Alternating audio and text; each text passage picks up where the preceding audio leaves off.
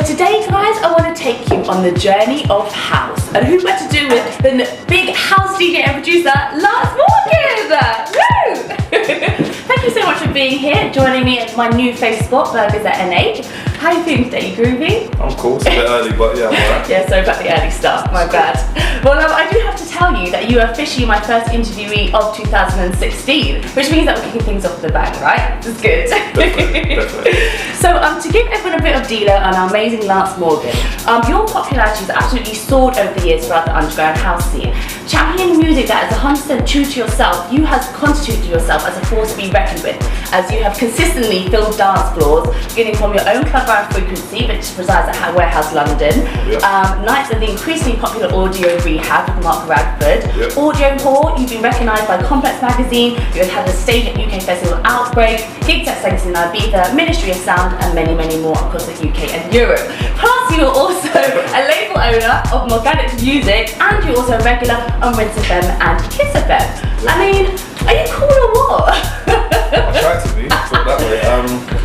Yeah, I try as hard as I can, to be honest. I think with this industry, it's what you put in is what you get out, to be fair. So as much as you're willing to be prepared to work and to put it in, that's what you get out, and that's what I've always believed in. So I just strive as much as I can, to be fair. How do you feel to have all these accomplishments under your belt? Like, could you have predicted this when you first started DJing?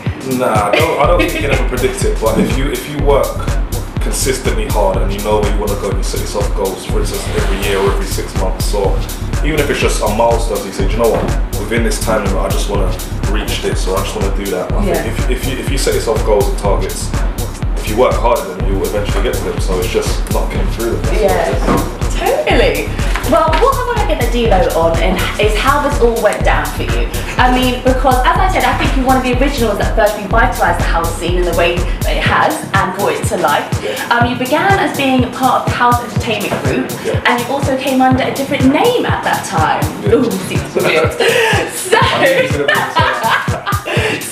I want you to talk to me through your journey, like take me on a Lance Morgan timeline.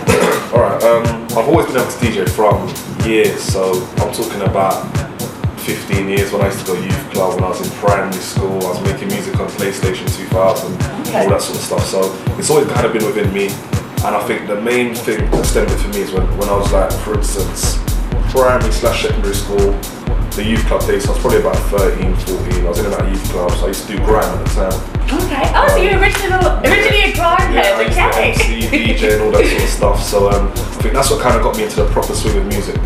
I was collecting like grime vinyls back in the day, pressing my own vinyls, so that kind of stemmed it for me, and I always knew I could DJ. I kind of stopped doing it and I was focused on my sports when I left school.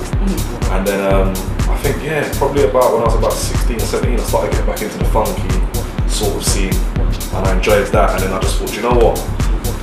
I started a party called House on the Street, and basically this was a party that actually extended before that. Sorry, let me skip. I done a New Year's Eve party in Finsbury Park with one of my friends called Caspar and one called Theo. And basically we just thought, you know what, it's New Year's Eve, we want to do a party, so let's just invite a couple people. We all put like, I think about £150 into a bucket each. We went out, went to Costco, bought loads of drink, rented some speakers, and we had a free house. So we rented that out. We done that, and then we had about 200 people that turned up on New Year's Eve. So it was like a little rave. I've still got the pictures on my Facebook till today. But we done that, and that went well. And we thought, you know what? Well, I mainly thought, you know what? Like, if I can do this just off a free house party, I might as well start doing events properly. And that sort of kicked it into gear for me. From that, we then went away and done a brand called House on the Street, which we launched on, I think it was the Queen's anniversary or wedding or something like that. It was one of them days about 6 years ago, about 5-6 years ago. We done that, and that was just basically a free outdoor party. We promoted it through like Facebook and little paper flyers, and it was just a laugh, to be honest. But when it come to the day, we had about 2,000 people turn up. Wow! So it's kind of like a mini carnival vibe, that sort of thing. I'm sure you might have been there yourself. Yeah, I probably was. You probably was. We started from there, and I've done 3 consecutive parties. We've done one in like, I think it was June 2011 or 2010. Then we done one like 6 months later, and I've done one finally in my old secondary school, I think it was. Okay, groovy. In the backfield. So we done that, and all 3 of them just had that raw sort of vibe where people have never kind of experienced it. It was sort of like a carnival sort of vibe, but a bit more free because there wasn't no restrictions. It was just all open air, massive sound system, food caterers, that sort of stuff. And because I wasn't earning any money from it, and I thought, you know what? Loads of people were saying you could make a lot of money from this, or you could start to develop a proper brand. So you were just doing it for fun at the Just doing it beginning for fun then? because I enjoyed it, and I just enjoyed the music. I enjoyed seeing people happy and raving and that sort of stuff, and I enjoyed DJing. So it just kind of went from that, because it's kind of like when you're in a DJ in that when you're not in the limelight, to break through, you need something to someone to grab onto. Yeah. Totally. So that's kind of what done it for me, because I wasn't getting any bookings at the time. DJs weren't too interested, promoters weren't too interested, because you're just another DJ with nothing behind you. From that, I started to get little bookings here and there, started playing out, and then that's when I developed the brand Frequency. Okay. Because I still wasn't happy with the bookings I was getting. I was thinking, do you know what, they're not the parties They weren't big enough? They weren't big enough, they weren't really like the scene that I wanted to play to, or the music I wanted to play exactly. So then I said, you know what, it's my birthday, let me develop a brand, and that's what I got Frequency. Okay. I launched that in Funky Brands, which is local as well. Yeah, I remember. I launched that in, I think, 2012, if I'm correct, I'm not too sure. Okay. But we launched that Funky Brands, and that's my birthday. That went well, we had about 400 or 500 people who sold out. So, and that's what kind of really said, you know what, like, you can actually do this. I can do this properly. And from there, I haven't really looked back, to be fair. I quit my day job about 4.5, 5 years ago. Wow. And I've just kept going, I guess. Goodness. That's actually quite crazy. I mean, to suddenly, and well, then what does Frequency still happen now then? Yeah, Frequency still happens. We had the residency at Warehouse London, but they got closed down in April 2015. They've now reopened that as a venue called Box H9, so we might go back there. Okay. But I've just done a date in Manchester for my birthday in December last year. That was wicked. We've got one in Leeds in February. Okay, cool. With the Sleeping is Cheating crew. So we've got that, and then I'm going to be bringing it back to London probably for the summer. Yeah, when you bring it back to London, this is what we want to know. No, we're going to bring it back 100%. It's just that. Don't leave us just yet, lads. Please. Right now, the way the venues are, the situations with venues and how they're letting promoters in or not letting promoters in, it's very, very hard. There's loads of venues closing down. Oh, okay. There's loads of politics in like the music sort of promoter scene. Yeah. So I just thought, you know what, give it a breather. Like our parties were going well. We've done like a year and a half sold out parties at Warehouse. Wow. So that was wicked. The last one, unfortunately, we had a power cut, so I said, you know what, let's just leave it. Have a break. Rethink it, have a break, and then come back. So what kind of house do you specialise in then?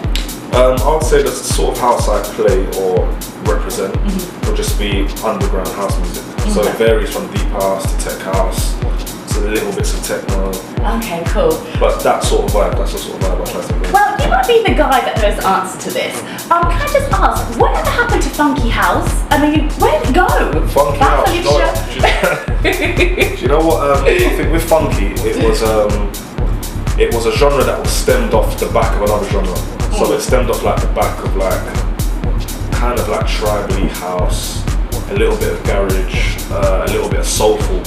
And because the scene and the producers, I think, in there wasn't as serious, it kind of just dropped in and out. So there's no home of that sound. So it's just kind of branched off into its own category. So it just kind of branched off. It got big, and then everyone that was doing it was originally doing garage or grime or whatever it was. So when it kind of started to fade out a bit, I guess the other genres just kind of picked back up.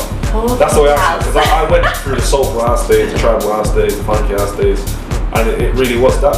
So you're happy now with deep house? That's your deep house, underground house, tech house, whatever you want to call it. That's what I'm representing. Okay. Well, what I seem to remember, because I used to come to your very first raves when I was like 17, which are always a very like free and wild environment. I think that's what you champion at, letting your ravers feel free and creating a space of like pure euphoria. I mean, you transport us on a road of ravishment and exaltation, where we leave our troubles behind and we enter a rupture of pure bliss and exuberance with sounds of house. Okay, took a bit too far there. But you do create a really free environment. I mean, what is this what you're aiming for in your practice? Definitely, because I think 9 out of 10 people, if not 10, if not 9.5, whatever, but majority of people when they go out, they want to relax, they want to forget, for instance, their troubles, they want to forget their stresses. And that's what majority of people do, whether they admit it or not. That's what people go out to do. They let their hair down. They want to enjoy themselves. They want to drink or do whatever they want to do. So I think that's the best environment to keep it. Like good music, good atmosphere, good people. But when you've got that, you've got like, not saying a perfect event, but you've got a good ravers experience, for instance. So, but when you've got that, it's just maintaining it or building on it. That's it. Well, can I just ask, because house wasn't as big as what it is now when you first started getting into it, but so who introduced you to house? Like, where did you hear it? Like, I think house has always been around. There's no question about that. House has always been around, but I think where I've got young parents, like my mum and dad are only 47. Okay. I'm 27, so they had me when they were 2019. I've always grown up around dance music, whether it's drum and bass, jungle, garage, all the old school stuff. My mum and dad grew up in it, so it's always been within my family. I've got family musicians, that sort of stuff. So I think with me, it was just kind of around. It just flowed around. Yeah, it just flowed through the blood kind of thing. But yeah, I guess I've just always been around, I've always been interested, and so I've just brought what I've done to the table and brought it through. Okay. So, what we have to speak about is that you did change your name halfway through. Yeah. You were Lance Done the Dance, Yeah. and now you are the mighty Lance Morgan. Yeah. So what's going on the name change?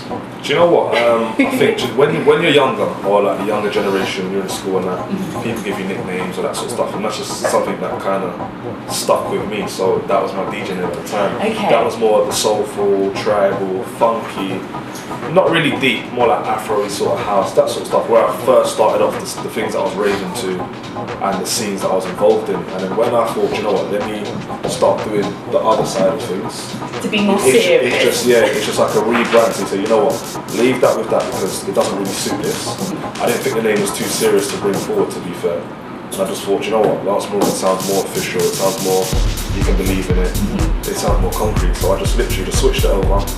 And that was, I think 2011, 2012. And I guess it's always nice when you have your name Lance Morgan and lights behind you as you're DJing. That's probably a very cool moment to have your full name right there. When I was younger, I want to start, I want to see my name in lights. Well, everyone wants their name in lights, and you have your name in lights. That's pretty good. Right, okay, so now you're at the coolest of cool Rinse FM, which is amazing. I mean, now even though house is quite popular and commercial these days, I think, as you said, it still remains underground. And with you being on Rinse FM, you still remain underground, still have the edge, which is cool, because underground is cool, right?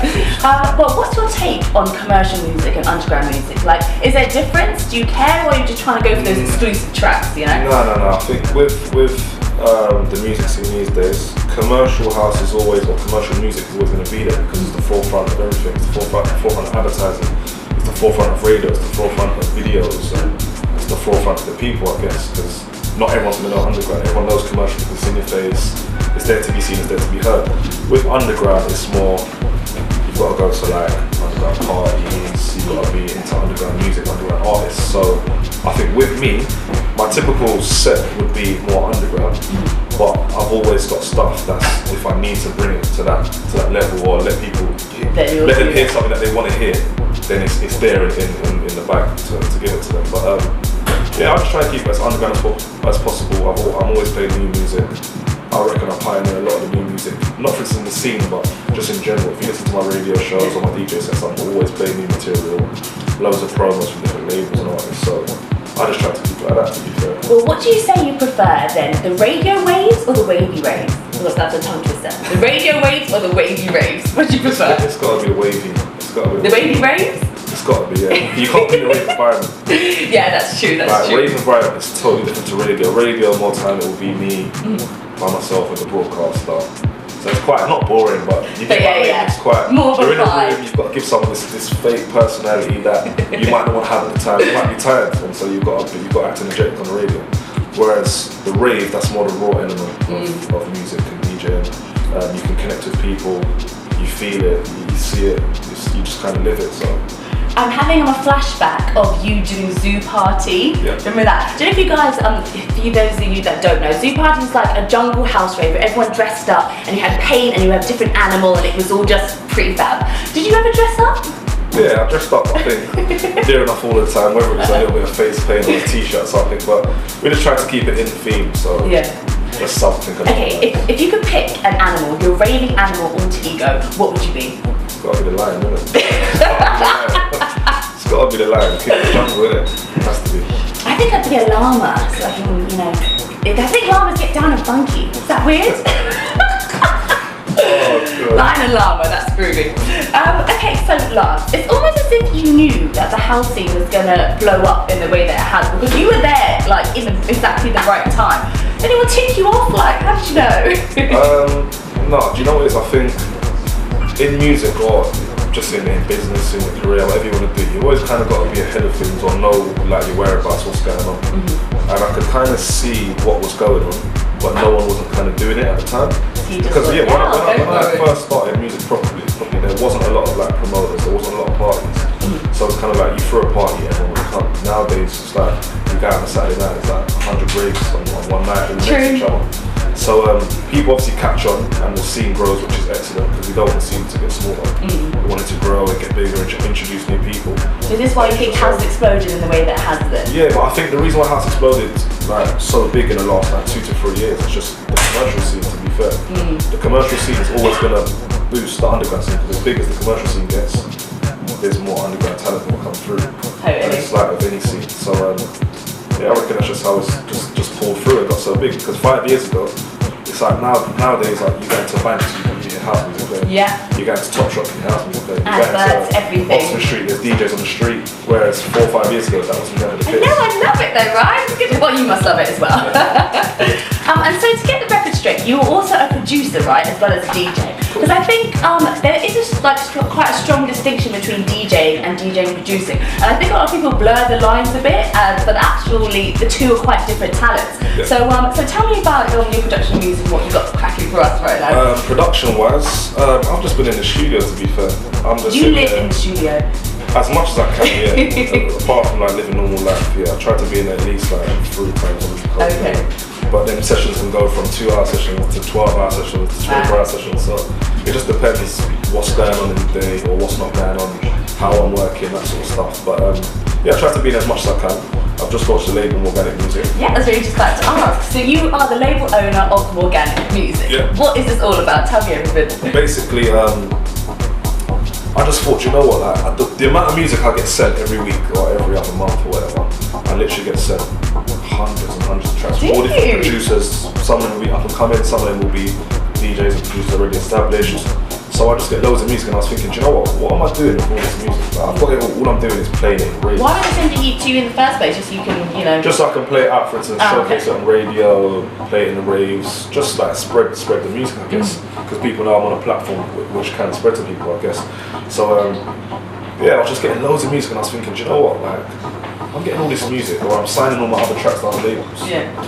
So why don't I just create my own label and stem it all here and build my own platform of the music I want to play, the music that I want to share and give to people. Fantastic. And that's what kind of I just said, you know what, let's just do it. And I just thought, yeah, just put pen to paper, come down with a couple of ideas.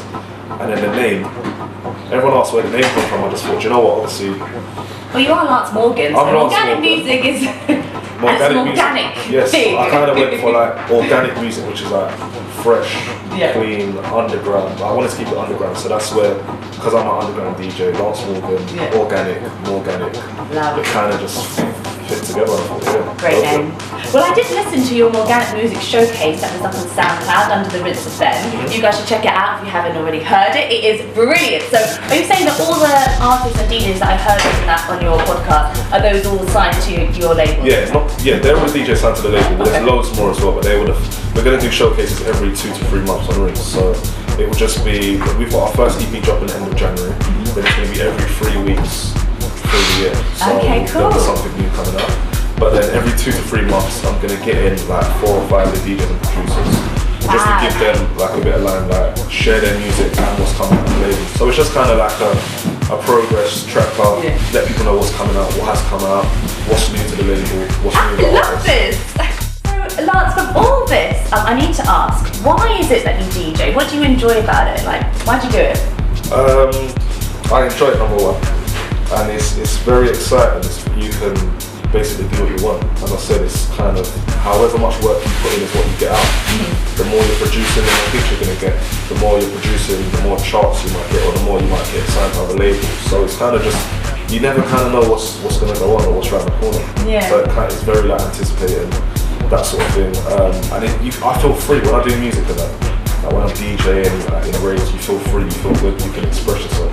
And there's not a lot of careers where you can do that and feel like that, to be fair. Yeah, agreed. Oh, I love that. Okay, well, Lance, we do have to take it close up now, but just to end, I do have a cheeky quiz for you. which I'm gonna fire some quick fire questions and you let me know the answer, okay? And the quiz is called Can Lance Dance? Great name, right? Can Lance dance? Okay, so quick fire question number 1. Can you shuffle? No. You can't shuffle! No. I ain't got that one yet. The other day I did see someone shuffling on a Segway board. I was thinking, gosh, the future is upon us or what? It's hard though, it's hard. Okay, are you a Snapchat kind of guy? When you're on the DJ decks, are you Snapchatting away? I try to, but more time I'm lost in the music. But if I'm not, I'll ask my brother or whoever's with me just like, to do a cheeky one. That's my favourite social media site, Snapchat. Yeah, Snapchat's definitely taken over. I think Instagram's still good in that. Twitter's kind of just gone down a bit, but everyone's on the Snapchat because it's live. Yeah, and this true. day and age, everyone wants stuff as it is. Okay, when you're DJing, before hitting the decks, do you go through any preparation factors? Maybe go to drink or special boxes with some musical notes or houses? No, the only thing I do really is I might select a couple of tracks, not a playlist, but I'll put like a bunch of like 100 tracks that I know I might want to play or like new bits. So you're fully prepared? Yeah, so I just kind of know if I want something, I know where it is. Yeah. These days on the USBs, if you're looking for something, you've got to scroll down 1,000 tracks and that sort of stuff. Okay. But yeah, I might just do a little prep for tracks, but other than that, you just go for it. You just go in. Alright, and after hitting the decks, where are you going for that good old after rave lunch? Depends where I am, to be fair. I'm always all over the place. I'm always up and down the UK, so I'm never in one spot, I guess. In London, then? In London? Cheeky Nando's? Nando's is never open when I finish. Oh, see, I thought because you finish in the morning, then everything is just opening for you, no? More time I'll probably finish about, if it's a late one, 5, 6 in the morning. If it's an early one, maybe 1, 2. Okay. So it kind of just depends where I am, what area, but I'll eat anything there. I'm New Zealand. Okay. And second one, house music. What is your next best genre of music? To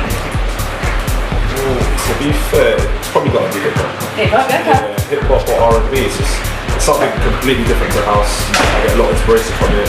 The music's brilliant, I guess. So it's just,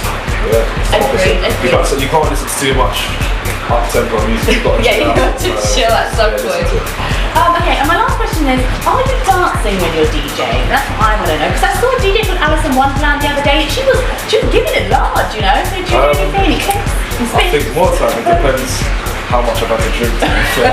The more I've had to drink, usually the more I dance.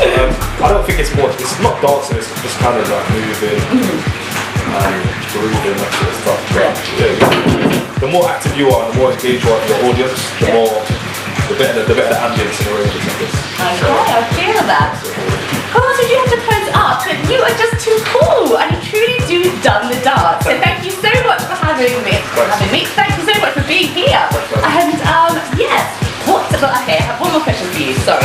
Before to end, I need to ask, what do you say is the future of house music? Where do you think it's going to go?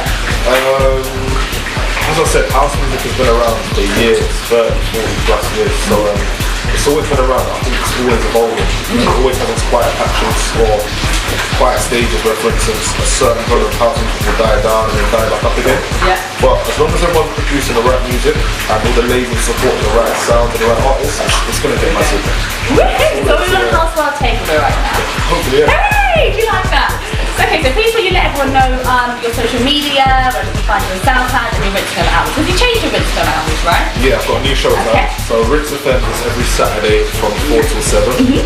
106.8 or www.rinse.fm. My social SoundCloud is soundcloud.com/DJ Lance Morgan. Okay. My Twitter is @Lance Morgan DJ. Instagram is Lance Morgan _. Snapchat is Lance Morgan DJ. What else do I use? Snapchat, Twitter, Facebook, I think it's just Lance Morgan DJ. Lance Morgan DJ, fantastic. Well, before we wrap it up, as I said, you are my first interviewee of 2016, so I couldn't help but get you a New Year's present. So I have to just go and get you some Funky Meerkat DJ socks. Woohoo! So those of you showing how a Funky Meerkat DJ socks, you are going to throw it down in those socks, let me tell you. 100%. That's what I mean. Oh my God, can I say thank you very much for being here today. And can I just say, so I'm sitting here with the coolest of cool who has absolutely absolutely contributed immensely to the solid placement in the highest ranks of the underground DJ scene, and who I know is going to continue to flourish. It is the mighty Lance Morgan, ladies and gentlemen, and his funky meerkat DJ Sauce!